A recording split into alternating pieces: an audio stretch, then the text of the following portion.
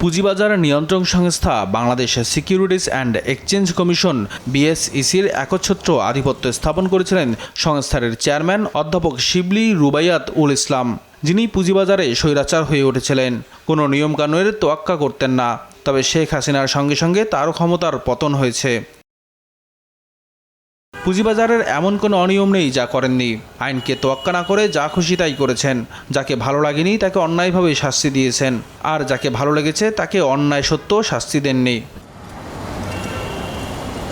পুঁজিবাজার থেকে কারসাজির মাধ্যমে অর্থ উপায়ে সব ধরনের অবৈধ কাজ করেছেন শিবলী। $13 মিলিয়ন জালিয়াতির সঙ্গে যুক্ত একটি ব্যাংক হিসাব থেকে অর্থ পেয়েছেন তিনি। অনুসন্ধানী সাংবাদিকদের ওই বৈশ্বিক network organized crime and corruption reporting project প্রতিবেদকে উঠে আসে এই চাঞ্চল্যকর তথ্য।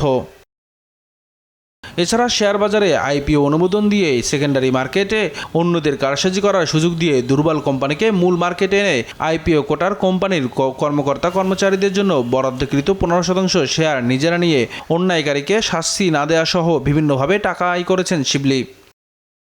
2020 সালে শিবলীকে বিএসইসির প্রধান হিসেবে প্রথম নিয়োগ দেয় সরকার। এরপর চলতি বছর এপ্রিলে অর্থ মন্ত্রণালয়ের আর্থিক প্রতিষ্ঠান ও বাজার বিভাগ তাকে 4 বছরের জন্য পুনঃ নিয়োগ দিয়ে প্রজ্ঞাপন জারি করে। এর পরপরই আরও বেপরোয়া হয়ে ওঠেন শিবলী। পরিচিত পান সালমান এফ রহমানের কেশিয়ার হিসেবে। তার বিরুদ্ধে অভিযোগ রয়েছে শেয়ার কেলেঙ্কারির। এছাড়া একজনের কোম্পানি আরেকজনের নাম লিখে দেওয়ারও অভিযোগ রয়েছে তার বিরুদ্ধে।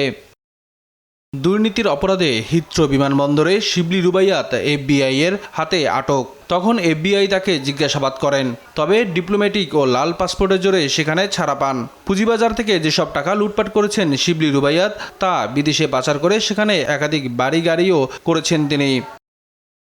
এদিকে শিবলীর পতনে প্রথম কর্মদিবসে দেশের শেয়ার বাজার বড় হাসি এসেছে। এদিন শেয়ার বাজার অসহায় বিনিয়োগকারীদের আশার আলো দেখিয়েছে।